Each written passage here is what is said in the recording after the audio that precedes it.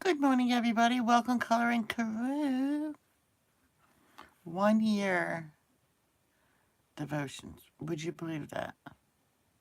July will be 1 year. One live going live. 1 year going live. But in July 1st, will be 1 year doing, I believe, devotions. So, I think. Okay, I need my.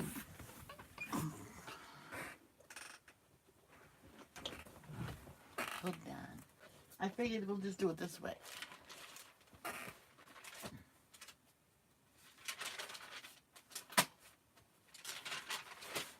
Here we go.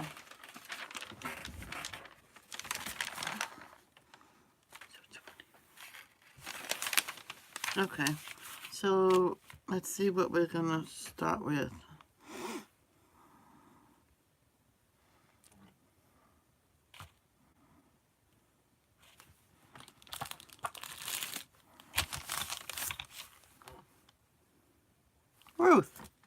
Ruth. Okay, so let's write today's date, 27th, 2019. Hey, I'm leaving exactly a month for my birthday to go on vacation. It just, 2 more days. Some little boy I know. Well, he's not little boy, but he's gonna be excited to see me.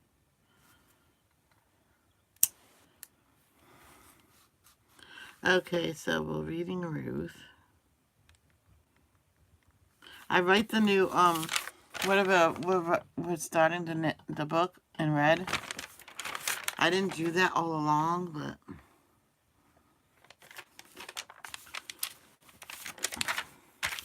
Ruth. Let's see how many chapters Ruth has.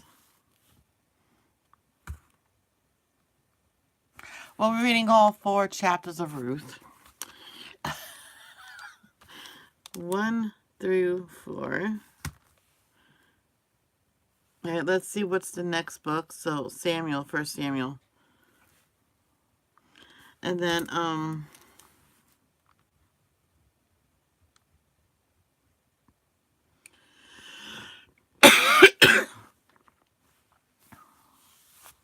I took my meds already. I know it's slow getting started.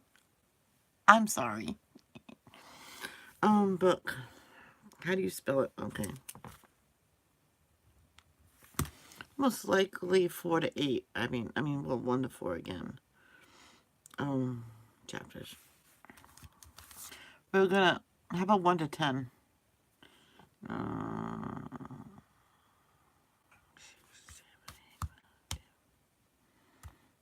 Yeah, number 6. 1 through 6. Samuel. So if we read more,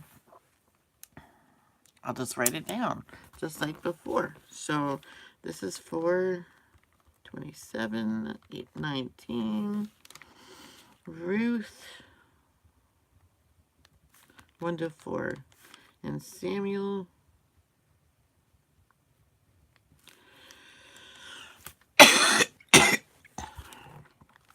the nasal spray is going down. So it's supposed to go down. Clears you out. 1 to 6. Okay. I'll just leave that on top just in case. And let's go back to Ruth. Chapter 1, verse 1. And let's make sure the volume's up. The Book of Ruth, Chapter 1. Elimelech moves his family to Moab. In the days when the judges ruled in Israel, a severe famine came upon the land. So a man from Bethlehem in Judah left his home and went to live in the country of Moab, taking his wife and 2 sons with him. The man's name was Elimelech, and his wife was Naomi. Their 2 sons were Mahlon and Chilion. They were Ephrathites from Bethlehem in the land of Judah. And when they reached Moab, they settled there. Then Elimelech died, and Naomi was left with her 2 sons. The 2 sons married Moabite women. One married a woman named Orpah, and the other a woman named Ruth. Orpah. But about 10 years later, both Mahlon and Chilion died. This left Naomi alone without her 2 sons or her husband. Naomi and Ruth returned. Then Naomi heard in Moab that the Lord had blessed his people in Judah by giving them good crops again. So Naomi and her daughters-in-law got ready to leave Moab to return to her homeland. With her 2 daughters-in-law, she set out from the place where she had been living, and they took the road that would lead them back to Judah. But on the way, Naomi said to her 2 daughters-in-law, "Go back to your mother's homes, and may the Lord reward you for your kindness to your husbands and to me. May the Lord bless you with the security of another marriage." Then she kissed them goodbye, and they all broke down and wept. "No," they said, "we want to go with you to your people." But Naomi replied, "Why should you go on with me? Can I still give birth to other sons who could grow up to be your husbands? No, my daughters, return to your parents' homes, for I am too old to marry again.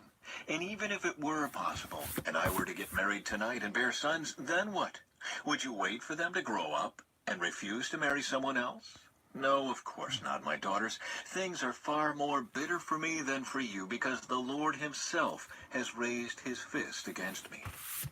And again they wept together, and Orpah kissed her mother-in-law goodbye. Orpah. But Ruth clung tightly to Naomi. "Look," Naomi said to her, "your sister-in-law has gone back to her people and to her gods. You should do the same." But Ruth replied, "Don't ask me to leave you and turn back. Wherever you go, I will go. Wherever you live, I will live. Your people will be my people, and your God will be my God. Wherever you die, I will die, and there I will be buried. May the Lord punish me severely if I allow anything but death to separate us." When Naomi saw that Ruth was determined to go with her, she said nothing more. That's so So the 2 of them sweet. continued on their journey. When they came to Bethlehem, the entire town was excited by their arrival. "Is it really Naomi?" the women asked. "Don't call me Naomi," she responded. "Instead, call me Mara, for the Almighty has made life very bitter for me. I went away full, but the Lord has brought me home empty. Why call me Naomi when the Lord has caused me to suffer, and the Almighty has sent such tragedy upon me?" So Naomi returned from Moab, accompanied by her daughter-in-law Ruth, the young Moabite woman. They arrived in Bethlehem in late spring, at the beginning of the barley harvest.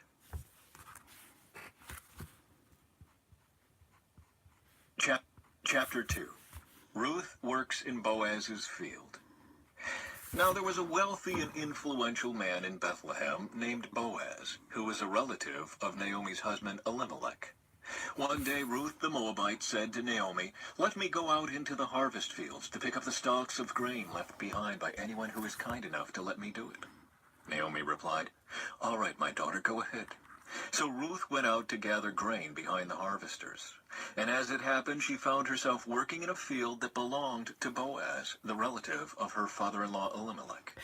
While she was there, Boaz arrived from Bethlehem and greeted the harvesters. "The Lord be with you," he said. "The Lord bless you," the harvesters replied. Then Boaz asked his foreman, "Who is that young woman over there? Who does she belong to?" And the foreman replied, "She is the young woman from Moab who came back with Naomi.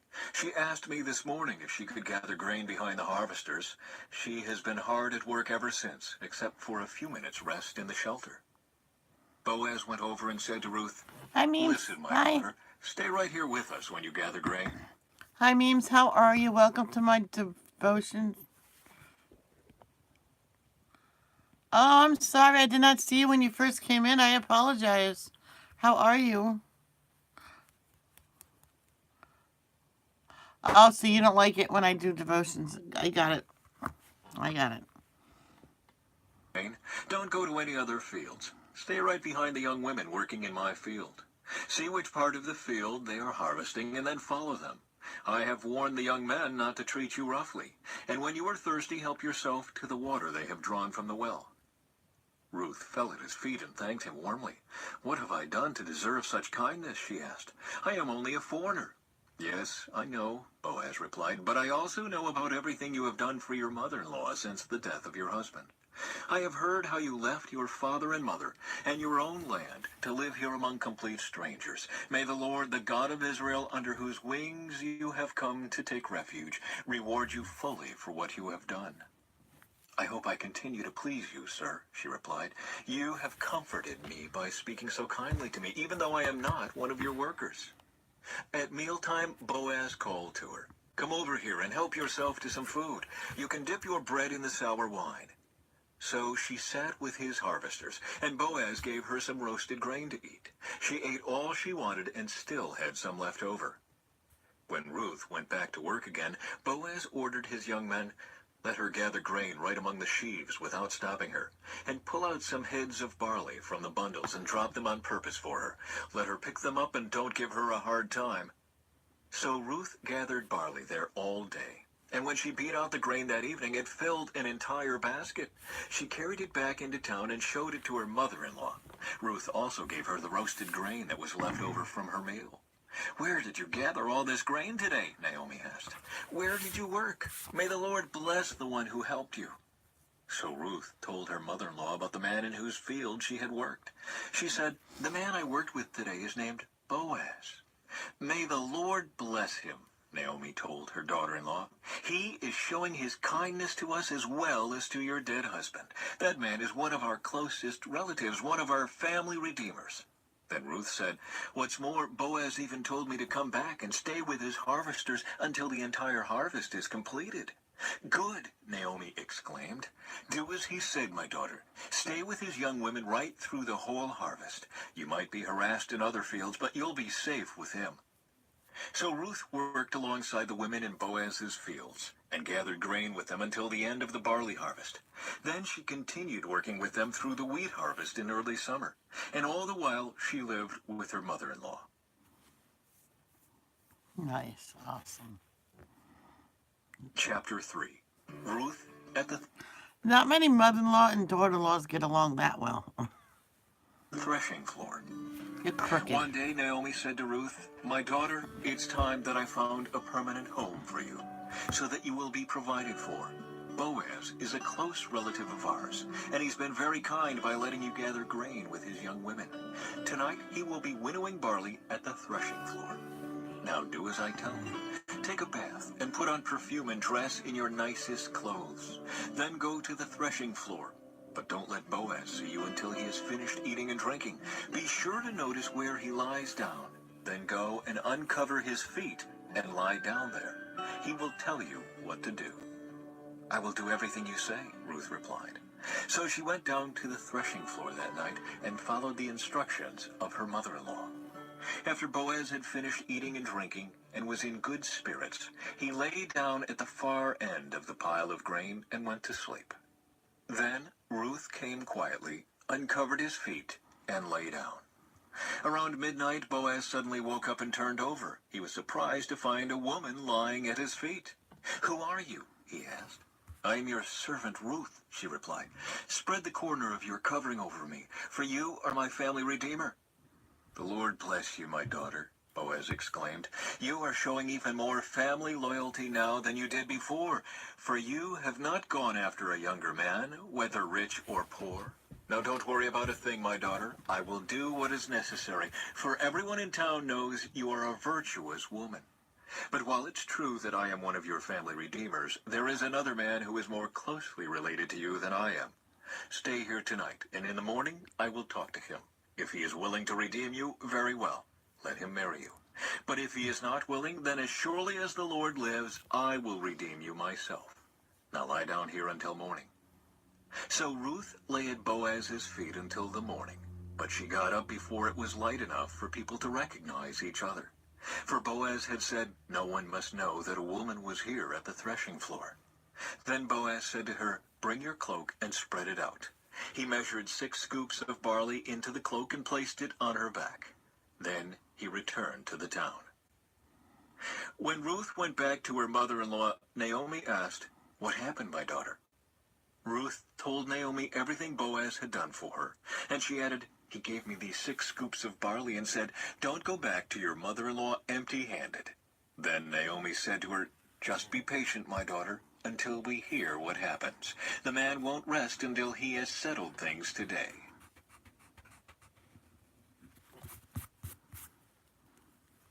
Chapter 4. Boaz marries Ruth. Boaz went to the town gate and took a seat there. Just then the family redeemer he had mentioned came by. So Boaz called out to him, "Come over here and sit down, friend. I want to talk to you." So they sat down together. Then Boaz called 10 leaders from the town and asked them to sit as witnesses. And Boaz said to the family redeemer, "You know Naomi, who came back from Moab? She is selling the land that belonged to our relative Elimelech. I thought I should speak to you about it so that you can redeem it if you wish. If you want the land, then buy it here in the presence of these witnesses. But if you don't want it, let me know right away, because I am next in line to redeem it after you." The man replied, "All right, I'll redeem it." Then Boaz told him, "Of course, your purchase of the land from Naomi also requires that you marry Ruth, the Moabite widow. That way she can have children who will carry on her husband's name and keep the land in the family." "Then I can't redeem it," the family redeemer replied, "because this might endanger my own estate. You redeem the land. I cannot do it." Now in those days it was the custom in Israel for anyone transferring a right of purchase to remove his sandal and hand it to the other party. This publicly validated the transaction. So the other family redeemer drew off his sandal as he said to Boaz, "You buy the land." Then Boaz said to the elders and to the crowd standing around, "You are witnesses that today I have bought from Naomi all the property of Elimelech, Kilion, and Mahlon. And with the land I have acquired Ruth, the Moabite widow of Mahlon, to be my wife. This way she can have a son to carry on the family name of her dead husband and to inherit the family property here in his hometown. You are all witnesses today." Then the elders and all the people standing in the gate replied, "We are witnesses. May the Lord make this woman who is coming into your home like Rachel and Leah, from whom all the nation of Israel descended. May you prosper in Ephrathah and be famous in Bethlehem. And may the Lord give you descendants by this young woman who will be like those of our ancestor Perez, the son of Tamar in Judah." The descendants of Boaz. So Boaz took Ruth. Good morning, Malika. How are you? Did I pronounce that correctly, Malika? Ruth into his home, and she became his wife. When he slept with her, the Lord enabled her to become pregnant, and she gave birth to a son. Then the women of the town said to Naomi, "Praise the Lord, who has now provided a redeemer for your family. May this child be famous in Israel. May he restore your youth and care for you in your old age. For he is the son of your daughter-in-law who loves you and has been better to you than 7 sons." I'm good, thank you. Naomi took the baby and cuddled him to her breast, and she cared for him as if he were her own. The neighbor women said, "Now at last Naomi has a son again." And they named him Obed. He became the father of Jesse and the grandfather of David. This is the genealogical record of their ancestor Perez. Perez was the father of Hezron. Hezron was the father of Ram. Ram was the father of Amminadab. Amminadab was the father of Nahshon. Nahshon was the father of Salmon. Salmon was the father of Boaz. Boaz was the father of Obed. Obed was the father of Jesse. Jesse was the father of David. Wow. It's awesome. The book of 1 Samuel. Oh, Chapter 1 1. Samuel already. Elkanah and his family. There was a man named Elkanah who lived in Ramah, in the region of Zuph, in the hill country of Ephraim. He was the son of Jeroham, son of Elihu, son of Tohu, son of Zuph, of Ephraim.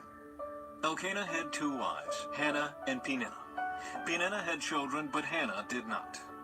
Each year, Elkanah would travel to Shiloh to worship and sacrifice to the Lord of Heaven's armies at the tabernacle. The priests of the Lord at that time were the 2 sons of Eli, Hophni and Phinehas. On the days Elkanah presented his sacrifice, he would give Thank you. I appreciate it. portions of the meat to Peninnah and each of her children. And though he loved Hannah, he would give her only one choice portion, because the Lord had given her no children. So Peninnah would taunt Hannah and make fun of her because the Lord had kept her from having children. Year after year, it was the same. Peninnah would taunt Hannah as they went to the tabernacle. Each time Hannah would be reduced to tears and would not even eat. "Why are you crying, Hannah?" Elkanah would ask. "Why aren't you eating? Why be downhearted just because you have no children? You have me, isn't that better than having 10 sons? Hannah's prayer for a son. Once after a sacrificial meal at Shiloh, Hannah got up and went to pray. Eli the priest was sitting at his customary place beside the entrance of the tabernacle. Hannah was in deep anguish, crying bitterly as she prayed to the Lord. And she made this vow: "O Lord of heaven's armies, if you will look upon my sorrow and answer my prayer and give me a son, then I will give him back to you.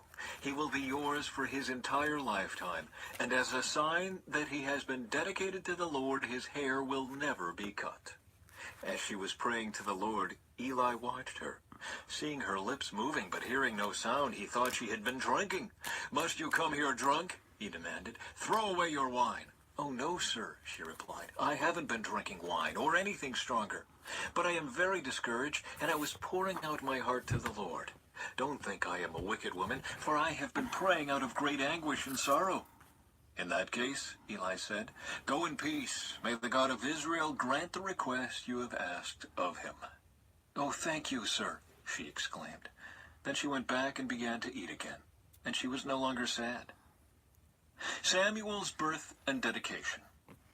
The entire family got up early the next morning and went to worship the Lord once more. Then they returned home to Ramah. When Elkanah slept with Hannah, the Lord remembered her plea, and in due time she gave birth to a son. She named him Samuel, for she said, "I asked the Lord for him." The next year, Elkanah and his family went on their annual trip to offer a sacrifice to the Lord. But Hannah did not go. She told her husband, "Wait until the boy is weaned. Then I will take him to the tabernacle and leave him there with the Lord permanently." "Whatever you think is best," Elkanah agreed.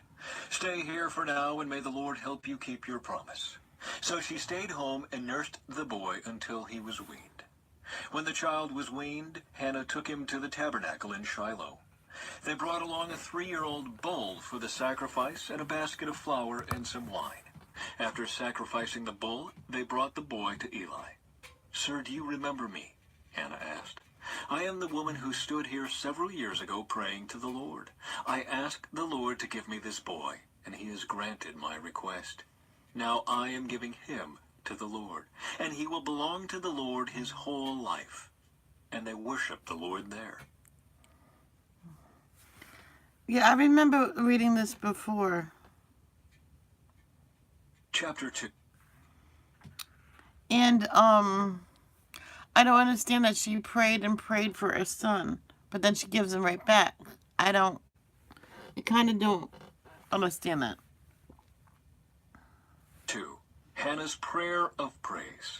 Then Hannah prayed, "My heart rejoices in the Lord. The Lord has made me strong. Now I have an answer for my enemies. I rejoice because you rescued me. No one is holy like the Lord. There is no one besides you. There is no rock like our God. Stop acting so proud and haughty. Don't speak with such arrogance, for the Lord is a God who knows what you have done. He will judge your actions. The bow of the mighty is now broken, and those who stumbled are now strong. Those who were well fed are now starving, and those who were starving are now full. The childless woman now has 7 children, and the woman with many children wastes away. The Lord gives both death and life. He brings some down to the grave, but raises others up. The Lord makes some poor and others rich. He brings some down and lifts others up. He lifts the poor from the dust and the needy from the garbage dump.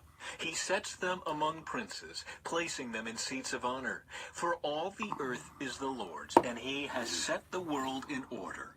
He will protect his faithful ones, but the wicked will disappear in darkness. No one will succeed by strength alone. Those who fight against the Lord will be shattered.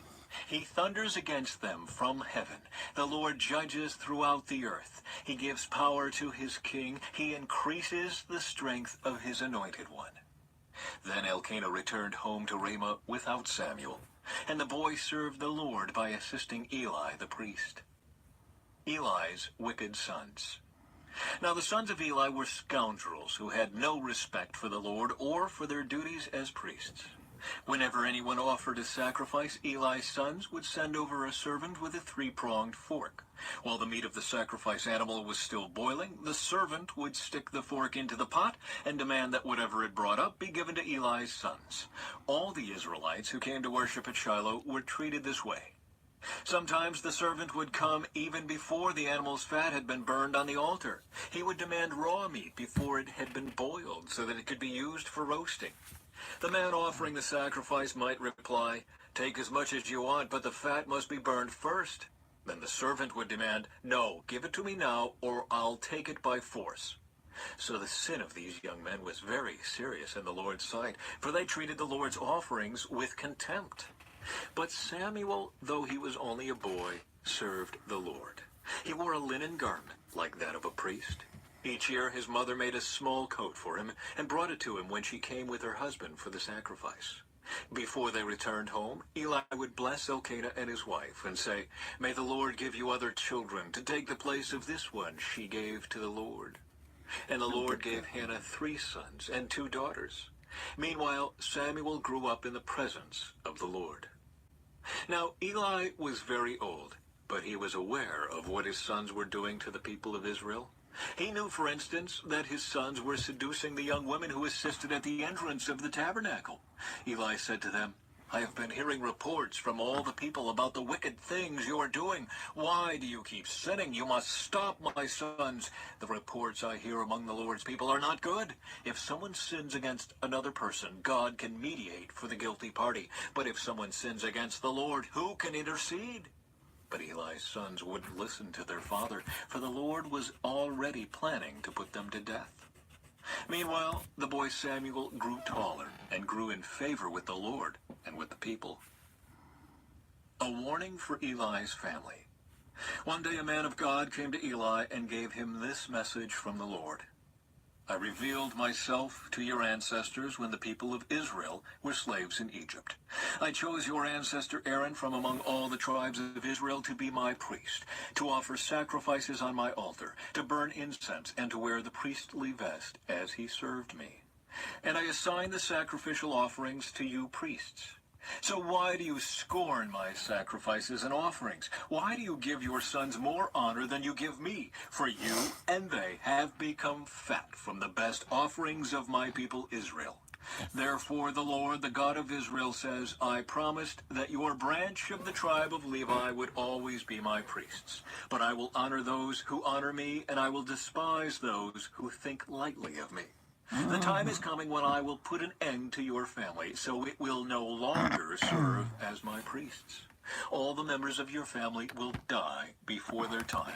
None will reach old age. You will watch with envy as I pour out prosperity on the people of Israel. But no members of your family will ever live out their days. Those who survive will live in sadness and grief, and their children will die a violent death. And to prove that what I have said will come true, I will cause your 2 sons, Hophni and Phinehas, to die on the same day. Then I will raise up a faithful priest who will serve me and do what I desire. I will establish his family, and they will be priests to my anointed kings forever. Then all of your surviving family will bow before him, begging for money and food. Please, they will say, give us jobs among the priests, so we will have enough to eat.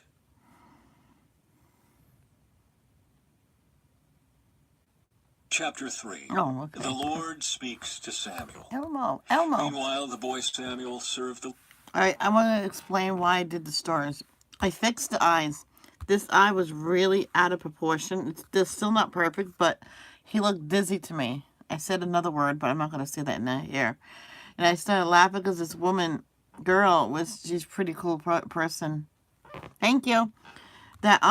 She goes by Elmo. Her nickname is Elmo.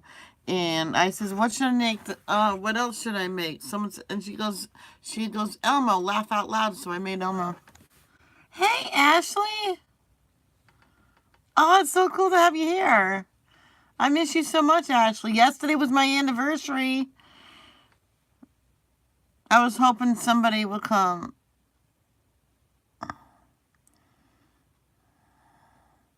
One year, Ashley, 1 year.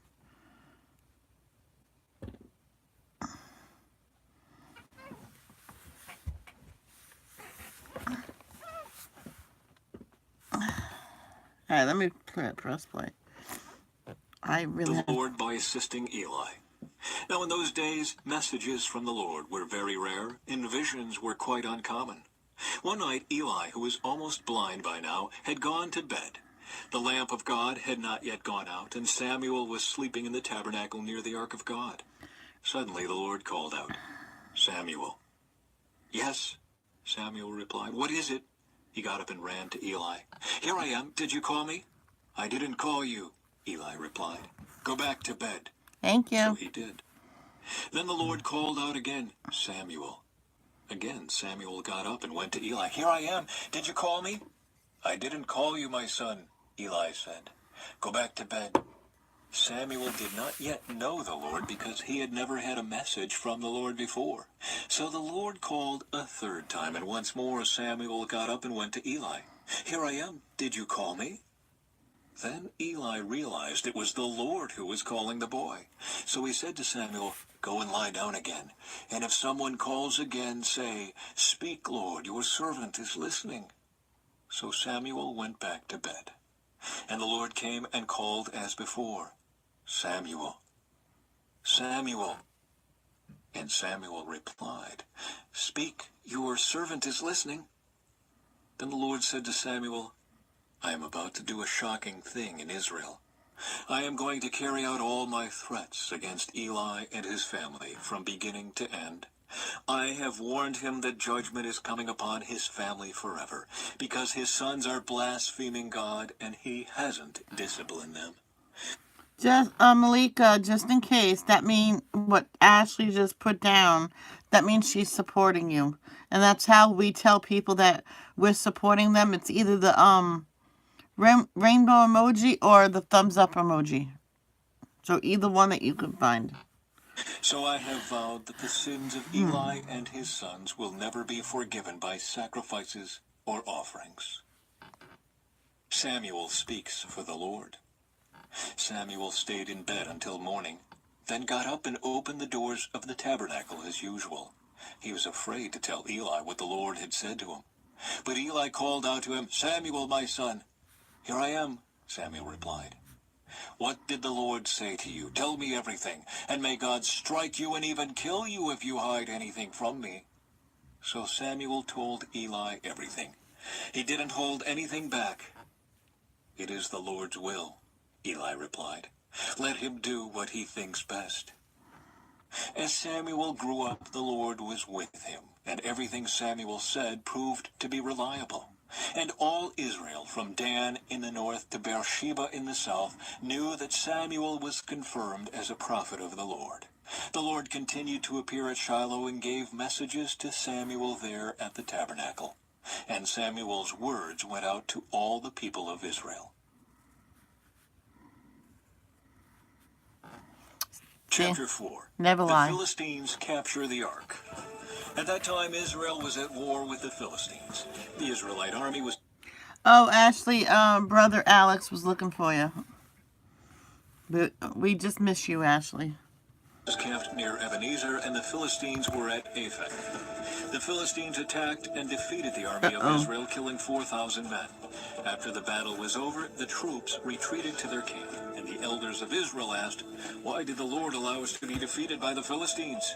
Then they said, "Let's bring the ark of the covenant of the Lord from Shiloh. If we carry it into battle with us, it will save us from our enemies." So they sent men to Shiloh to bring the ark of the covenant of the Lord of heaven's armies, who is enthroned between the cherubim. Hophni and Phinehas, the sons of Eli, were also there with the ark of the covenant of God.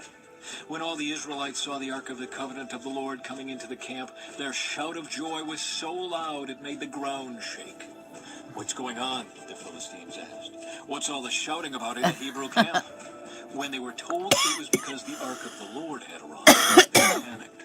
"The gods have come into their camp," they cried. "This is a disaster. We have never had to face anything like this before. Help! Who can save us from these mighty gods of Israel? They are the same gods who destroyed the Egyptians with plagues when Israel was in the wilderness.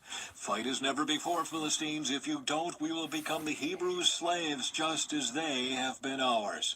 Stand up like men and fight." So the Philistines fought desperately, and Israel was defeated again. The slaughter was great. 30,000 Israelite soldiers died that day. The survivors turned and fled to their tents. The ark of God was captured, and Hophni and Phinehas, the two sons of Eli, were killed. The death of Eli. A man from the tribe of Benjamin ran from the battlefield and arrived at Shiloh later that same day. He had torn his clothes and put dust on his head to show his grief. Eli was waiting beside the road to hear the news of the battle, for his heart trembled for the safety of the ark of God. When the messenger arrived and told what had happened, an outcry resounded throughout the town. "What is all the noise about?" Eli asked. The messenger rushed over to Eli, who was 98 years old and blind. He said to Eli, "I have just come from the battlefield. I was there this very day." "What happened, my son?" Eli demanded. "Israel has been defeated by the Philistines," the messenger replied. "The people have been slaughtered, and your two sons Hophni and Phinehas were also killed, and the ark of God has been captured." When the messenger mentioned what had happened to the ark of God, Eli fell backward from his seat beside the gate. He broke his neck and died, for he was old and overweight. He had been Israel's judge for 40 years. Eli's daughter-in-law, the wife of Phinehas, was pregnant and near her time of delivery. When she heard that the ark of God had been captured and that her father-in-law and husband were dead, she went into labor and gave birth. She died in childbirth, but before she passed away, the midwives tried to encourage her. "Don't be afraid," they said. "You have a baby boy." But she did not answer or pay attention to them. She named the child Ichabod, which means, "Where is the glory?" For she said, "Israel's glory is gone." She named him this because the ark of God had been captured, and because her father-in-law and husband were dead. Then she said, "The glory has departed from Israel, for the ark of God has been captured." Wow. Chapter 5. The Ark in Philistia. After the Philistines captured the ark of God, they took it from the battleground at Ebenezer to the town of Ashdod. They carried the ark of God into the temple of Dagon and placed it beside an idol of Dagon. But when the citizens of Ashdod went to see it the next morning, Dagon had fallen with his face to the ground in front of the ark of the Lord. So they took Dagon and put him in his place again. But the next morning the same thing happened. Dagon had fallen face down before the ark of the Lord again. This time his head and hands had broken off and were lying in the doorway. Only the trunk of his body was left intact. That is why to this day neither the priests of Dagon nor anyone who enters the temple of Dagon in Ashdod will step on its threshold. Then the Lord's heavy hand struck the people of Ashdod and the nearby villages with a plague of tumors. When the people realized what was happening, they cried out, "We can't keep the ark of the God of Israel here any longer. He is against us. We will all be destroyed along with Dagon, our God." So they called together the rulers of the Philistine towns and asked, "What should we do with the ark of the God of Israel?" The rulers discussed it and replied, "Move it to the town of Gath." So they moved the ark of the God of Israel to Gath. But when the ark arrived at Gath, I'll explain what I was doing. I was trying to get a better angle, but it was stuck. So I had to take the phone down to get it unstuck. And that's it. the Lord's heavy hand fell on its men, young and old. He struck them with a plague of tumors, and there was a great panic. So they sent the ark of God to the town of Ekron. But when the people of Ekron saw it coming, they cried out, "They are bringing the ark of the God of Israel here to kill us too." The people summoned the Philistine rulers again and begged them, "Please send the ark of the God of Israel back to its own country, or it will kill us all." For the deadly plague from God had already begun, and great fear was sweeping across the town.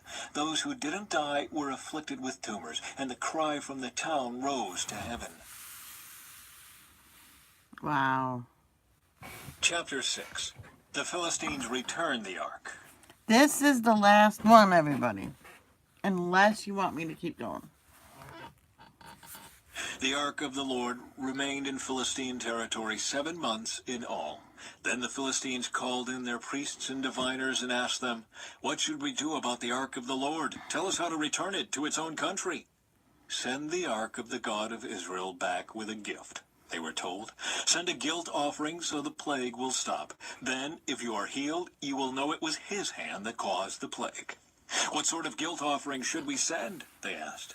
And they were told, "Since the plague has struck both you and your 5 rulers, make 5 gold tumors and 5 gold rats, just like those that have ravaged your land. Make these things to show honor to the God of Israel. Perhaps then he will stop afflicting you, your gods, and your land.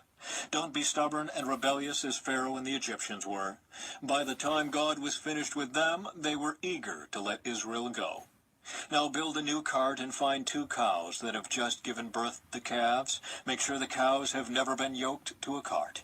Hitch the cows to the cart, but shut their calves away from them in a pen. Put the ark of the Lord on the cart, and beside it place a chest containing the gold rats and gold tumors you are sending as a guilt offering. Then let the cows go wherever they want. If they cross the border of our land and go to Beth Shemesh, we will know it was the Lord who brought this great disaster upon us. If they don't, we will know it was not his hand that caused the plague. It came simply by chance." So these instructions were carried out. 2 cows were hitched to the cart, and their newborn calves were shut up in a pen. Then the ark of the Lord and the chest containing the gold rats and gold tumors were placed on the cart. And sure enough, without veering off in other directions, the cows went straight along the road toward Beth Shemesh, lowing as they went. The Philistine rulers followed them as far as the border of Beth Shemesh. The people of Beth Shemesh were harvesting wheat in the valley, and when they saw the ark, they were overjoyed. The cart came into the field of a man named Joshua, and stopped beside a large rock. So the people broke up the wood of the cart for a fire and killed the cows and sacrificed them to the Lord as a burnt offering. Several men of the tribe of Levi lifted the ark of the Lord and the chest containing the gold rats and gold tumors from the cart and placed them on the large rock. Many sacrifices and burnt offerings were offered to the Lord that day by the people of Beth Shemesh. The 5 Philistine rulers watched all this and then returned to Ekron that same day. The 5 gold tumors sent by the Philistines as a guilt offering to the Lord were gifts from the rulers of Ashdod, Gaza, Ashkelon, Gath, and Ekron. The 5 gold rats represented the 5 Philistine towns and their surrounding villages, which... Thank you.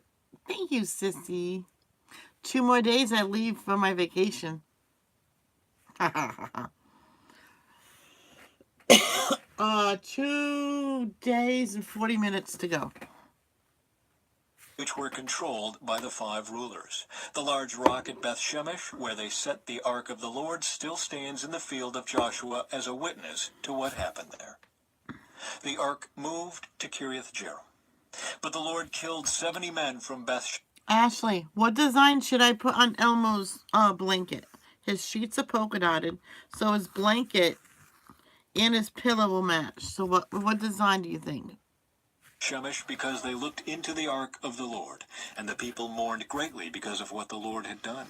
"Who is able to stand in the presence of the Lord, this holy God?" they cried out. "Where can we send the ark from here?" So they sent messengers to the people at Kiriath Jearim and told them, "The Philistines have returned the ark of the Lord. Come here and get it." Thought I was frozen. Should I? Chapter 7. Ashley, should I read more? Because if you want me to play more, I can play more. I just have to go to the bathroom.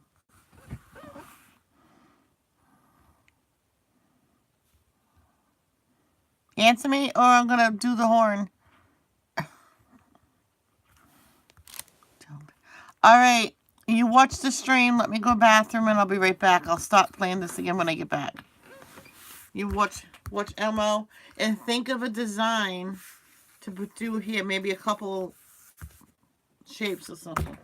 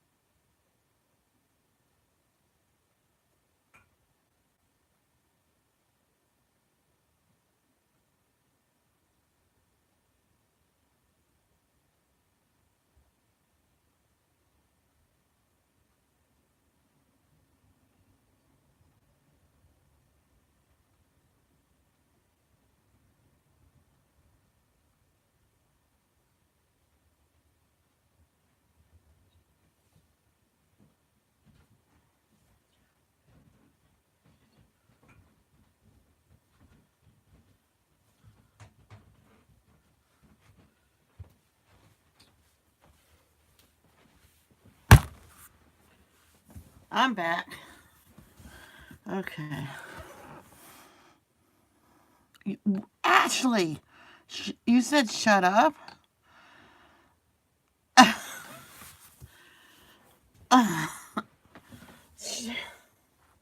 Shame on you, Ashley. You don't say you say be quiet.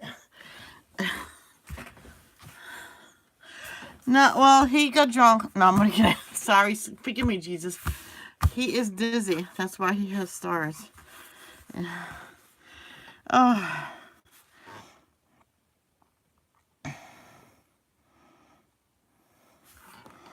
okay, here we go. So the men of Kiriath Jearim came to get the ark of the Lord. They took it to the hillside home of Abinadab and ordained Eleazar his son to be in charge of it. The ark remained in Kiriath Jearim for a long time, 20 years in all. During that time, all Israel mourned because it seemed the Lord had abandoned them. Samuel leads Israel to victory. Then Ashley, I had to go potty. What design should I put on his blanket? Samuel said to all the people of Israel, "If La you la are la la. really serious about wanting to return to the Lord, get rid of your foreign gods and your images of Ashtoreth. Determined to obey only the Lord. Then he will rescue you from the Philistines." So the Israelites got rid of their images of Baal and Ashtoreth and worshipped only the Lord. Then Samuel told them, "Gather all of Rainbow Israel to stripes. Mizpah, I knew and I it. will pray to Yes. the Lord for you." So they gathered at Mizpah, and in a great ceremony drew water from a well and poured it out before the Lord. They also went without food all day, and confessed that they had sinned against the Lord. It was at Mizpah that Samuel became Israel's judge. When the Philistine rulers heard that Israel had gathered at Mizpah, they mobilized their army and advanced. Oh, Ashley, I found these in the basement when I was cleaning up my stuff. Do you remember when I said I wanted to make a drawing pad? Well, that's what this is. This is gonna be. And let me show you the other piece I did yesterday. A bunch of nothing. I didn't connect them yet, but a love don't judge hand. Look, look, look over here. A love don't judge truck.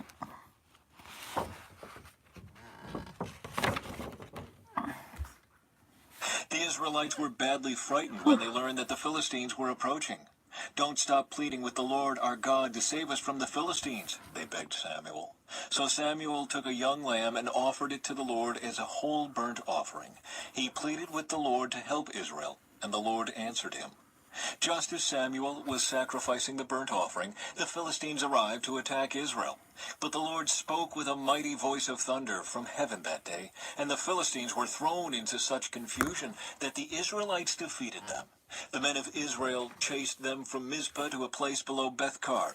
I'm gonna make the drawing pad double-sided. So I'm gonna do 4 different poster boards designs. I don't know how I decided. Oh yeah, this girl Michelle Angelina, aka Elma, was in the room. She comes to my room sometimes. And last night I went to her room and it was almost midnight. She goes, "Michelle, if you're tired, maybe you should go to sleep." She's a gamer. She's pretty cool. And I just happened to draw Elmo. Slaughtering them all along the way. Samuel then took a large stone and placed it between the towns of Mizpah and Jeshanah. He named it Ebenezer, which means the stone of help, for he said, "Up to this point the Lord has helped us." So the Philistines were subdued and didn't invade Israel again for some time. And throughout Samuel's lifetime, the Lord's powerful hand was raised against the Philistines. The Israelite villages near Ekron and Gath that the Philistines had captured were restored to Israel, along with the rest of the territory that the Philistines had taken. And there was peace between Israel and the Amorites in those days. Samuel continued as Israel's judge for the rest of his life. Each year he traveled around, setting up his court first at Bethel, then at Gilgal, and then at Mizpah. He judged the people of Israel at each of these places. Then he would return to his home at Ramah, and he would hear cases there too. And Samuel built an altar to the Lord at Ramah. Yes, screw it. Chapter 8. Israel requests a king. As Samuel grew old, he appointed his sons to be judges over Israel. Joel and Abijah, his oldest sons, held court in Beersheba. But they were not like their father, for they were greedy for money. They accepted bribes and perverted justice. Finally, all the elders of Israel met at Ramah to discuss the matter with Samuel. Look, they told him, you are now old, and your sons are not like you. Give us a king to judge us, like all the other nations have. Samuel was displeased with their request and went to the Lord for guidance. Do everything they say to you, the Lord replied, for it is me they are rejecting, not you. They don't want me to be their king any longer. Ever since I brought them from Egypt, they have continually abandoned me and followed other gods, and now they are giving you the same treatment. Do as they ask, but solemnly warn them about the way a king will reign over them. Samuel warns against a kingdom. So Samuel passed on the Lord's warning to the people who were asking him for a king. This is how a king will reign over you, Samuel said. The king will draft your sons and assign them to his chariots and his charioteers, making them run before his chariots. Some will be generals and captains in his army. Some will be forced to plow in his fields and harvest his crops, and some will make his weapons and chariot equipment. The king will take your daughters from you and force them to cook and bake and make perfumes for him. He will take away the best of your fields and vineyards and olive groves. Hey, Freddie, how are you? Hey, guess what, Freddie? I don't know if any you know. There's a street in my town called Elm Street. I told my dad, says it'll be funny if someday I can live on that street. And give them to his own officials. He will take a tenth of your grain and your grape harvest and distribute it among his officers and attendants. He will take your male and female slaves and demand the finest of your cattle and donkeys for Isn't that his own hilarious? use. He will demand a tenth of your flocks, and you will be his slaves. When that day comes, you will beg for relief from this king you are demanding, but then the Lord will not help you. Freddie, you now have 3 subscribers. Congratulations. Alright, what's on it? People refuse to listen to Sam. Of course, you know who this is. Come on, it's Elmo. He's dizzy. And now I'm just decorating his pillow and his sheets. And I even drew a headboard. Headboard's horrible. But I drew it. I just realized this.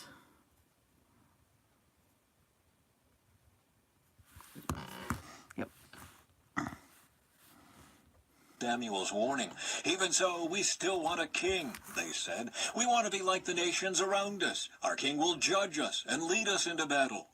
So Samuel repeated to the Lord what the people had said, and the Lord replied, do as they say, and give them a king.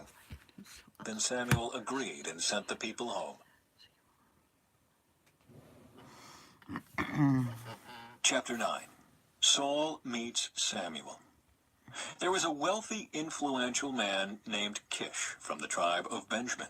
He was the son of Abiel, son of Zeror, son of Bechereth, son of Aphiah, of the tribe of Benjamin.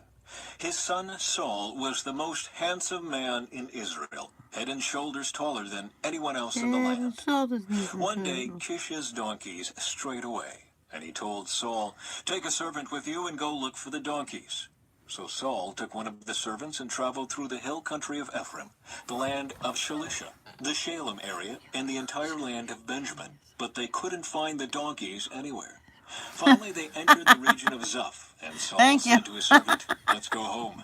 By now my father will be more worried about us than about the donkeys.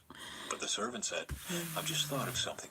There is a man of God who lives here in this town. He is held in high honor by all the people because everything he says comes true.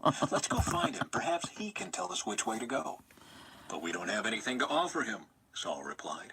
Even our food is gone and we don't have a thing to give him.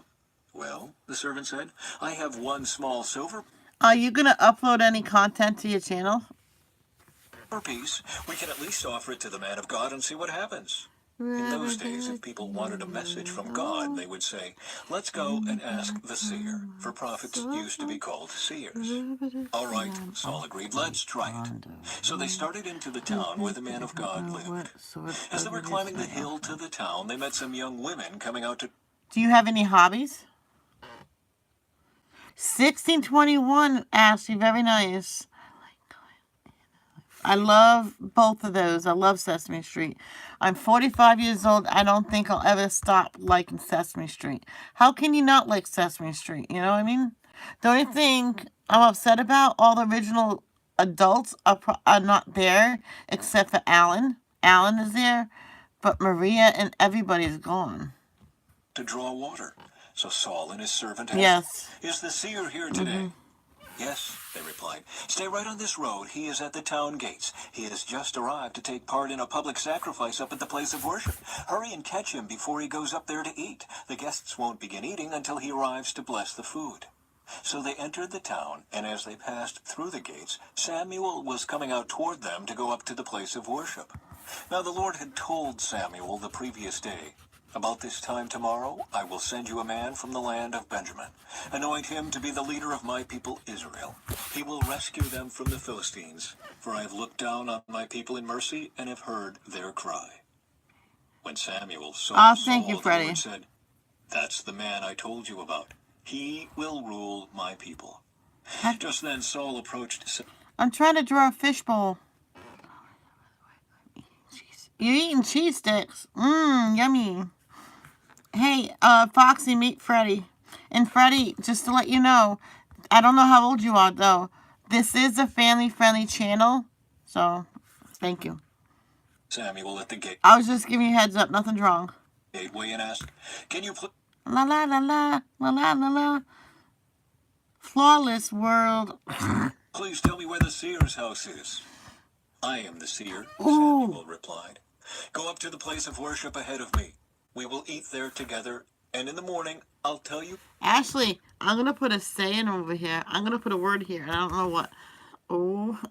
"You what you want to know, and send you on your way.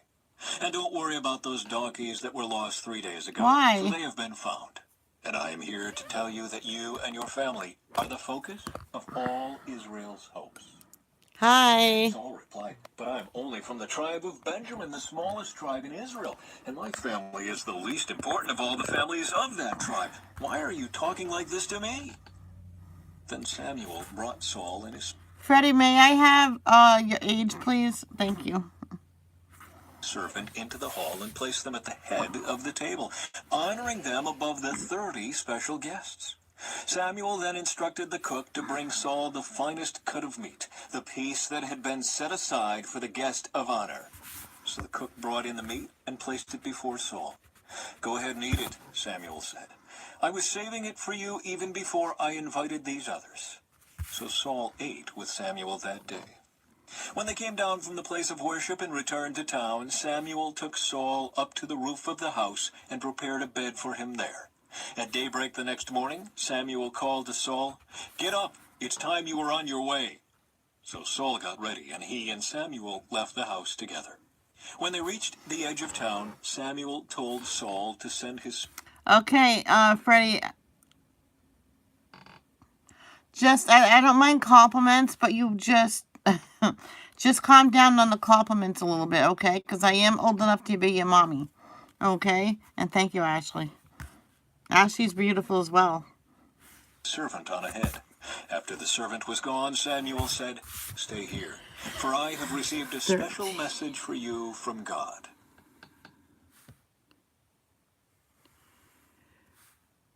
Chapter 10. Samuel anoints Saul as king. Then Samuel took a flask of olive oil and poured it over Saul's head. He kissed Saul and said, "I am doing this because the Lord has appointed you to be the ruler over Israel, his special possession. It's wrong. When you leave me today, you will see two men beside Rachel's tomb at Zelzah, on the border of Benjamin. They will tell you that the donkeys have been found and that your father has stopped worrying about them and is now worried about you. He is asking, 'Have you seen my son?' When you get to the Oak of Tabor, you will see three men coming toward you, who are on their way to worship God at Bethel. One will be bringing 3 young goats, another will have 3 loaves of bread, and the third will be carrying a wineskin full of wine. They will greet you and offer you 2 of the loaves, which you are to accept. When you arrive at Gibeah of God, where the garrison of the Philistines is located, you will meet a band of prophets coming down from the place of worship. They will be playing a harp, a tambourine, a flute, and a lyre. and they will be prophesying. At that time, the Spirit of the Lord will come powerfully upon you, and you will prophesy with them. You will be changed into a different person. After these signs take place, do what must be done, for God is with you. Then go down to Gilgal ahead of me. No, I'm a Christian, sweetheart, okay? Oh, Ashley. I will join you there to sacrifice burnt offerings and peace offerings. You must wait for 7 days until I arrive and give you further instructions. Samuel's signs are fulfilled. As Saul turned and started to leave, God gave him a new heart, and all Samuel's signs were fulfilled that day. When Saul and his No. I will join you there to sacrifice Sorry. burnt offerings and peace offerings. You must wait for 7 days until I arrive and give you further instructions. Samuel's signs are fulfilled. As Saul turned and started to leave, God gave him a new heart, and all Samuel's signs were fulfilled that day. When Saul and his servant arrived at Gibeah, they saw a group of prophets coming toward them. Then the Spirit of God came powerfully upon Saul, and he too began to prophesy. When those who knew Saul heard about it, they exclaimed, "What? Is even Saul a prophet? How did the son of Kish become a prophet?" And one of those standing there said, "Can anyone become a prophet, no matter who his father is?"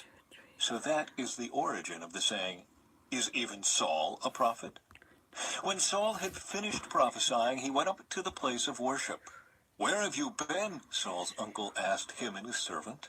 "We were looking for the donkeys," Saul replied, "but we couldn't find them, so we went to Samuel to ask him where they were." "Oh? And what did he say?" his uncle asked. "He told us that the donkeys had already been found," Saul replied. But Saul didn't tell his uncle what Samuel said about the kingdom.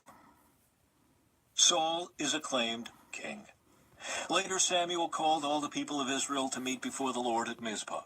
And he said, "This is what the Lord, the God of Israel, has declared. I brought you from Egypt and rescued you from the Egyptians and from all the nations that were oppressing you. But though I have rescued you from your misery and distress, you have rejected your God today and have said, 'No, we want a king instead.' Now, therefore, present yourselves before the Lord by tribes Yeah, Freddie, stop. Okay, just stop. and clans." So Samuel brought all the tribes of Israel before the Lord, and the tribe of Benjamin was chosen by lot. Then he brought each family of the tribe of Benjamin before the Lord, and the family of the Matrites was chosen. And finally Saul, son of Kish, was That's right in chosen the from middle. among them. But when they looked for him, he had disappeared. So they asked the Lord, "Where is Okay, he?" so And the Lord replied, "He is hiding among the baggage." so So they found him and brought him out, and he stood head and shoulders above anyone else. Then Samuel said to all the people, "This is the man the Lord has chosen as your king. No one in all Israel is like him." And all the people shouted, "Long live the king!" Then Samuel told the people what the rights and duties of a king were. He wrote them down on a scroll and placed it before the Lord. Then Samuel sent the people home again. When Saul returned to his home at Gibeah, a group of men whose hearts God had touched went with him. But there were some scoundrels who complained, "How can this man save us?" And they scorned him and refused exactly, I to bring am. him I'm gifts. 4 times older But than you. Saul ignored them. Nahash, king of the Ammonites, Ashley, this will be the last chapter because I want to get dressed and eat. I'll come back live, Ashley, if you want to watch me finish this. had been grievously oppressing the people of Gad and Reuben who lived east of the Jordan River. He gouged out the right To tell you how old I am, Freddie, I have a great nephew your age. eye of each of the Israelites living there, and he didn't allow anyone to come and rescue them. In fact, of all the Israelites east of the Jordan, there wasn't a single one whose right eye Nahash had not gouged out. But there were 7,000 men who had escaped from the Ammonites, and they had settled in Jabesh Gilead.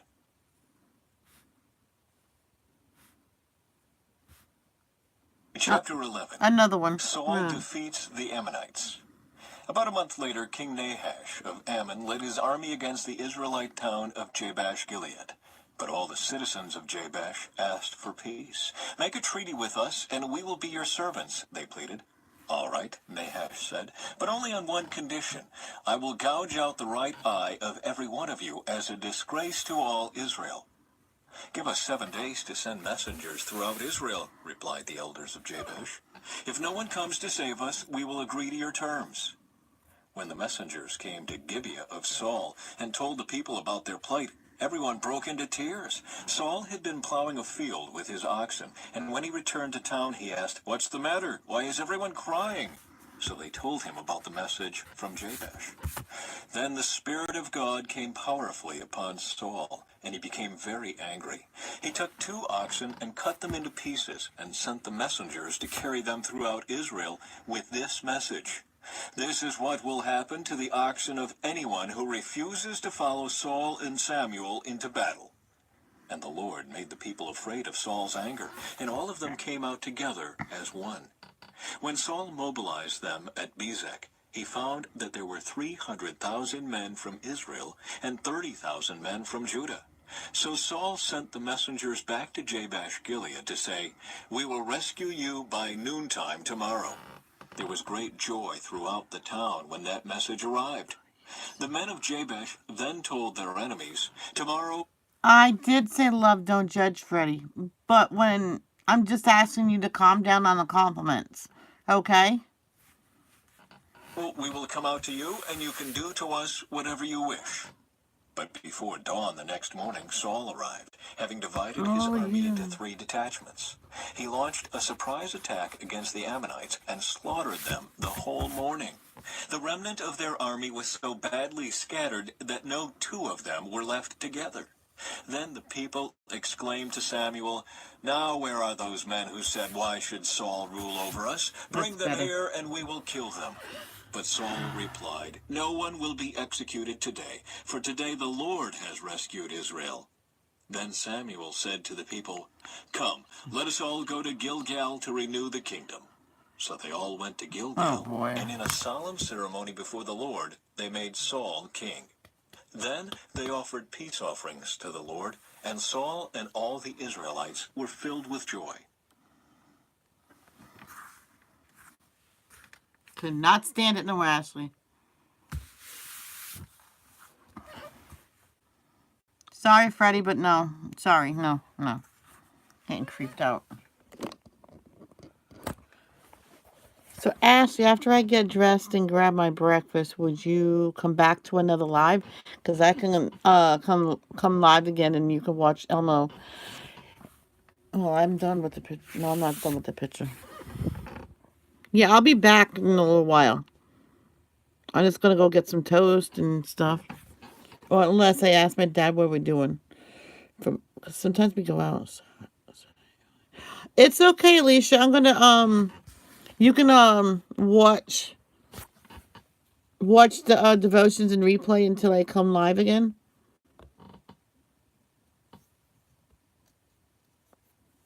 I just had a 12-year-old flirting with me. I just got creeped out. That was very awkward. That was a troll.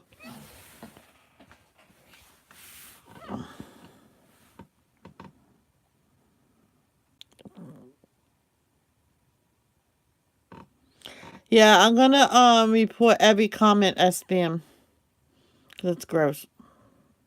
Okay, guys, I will be back momentarily. Remember,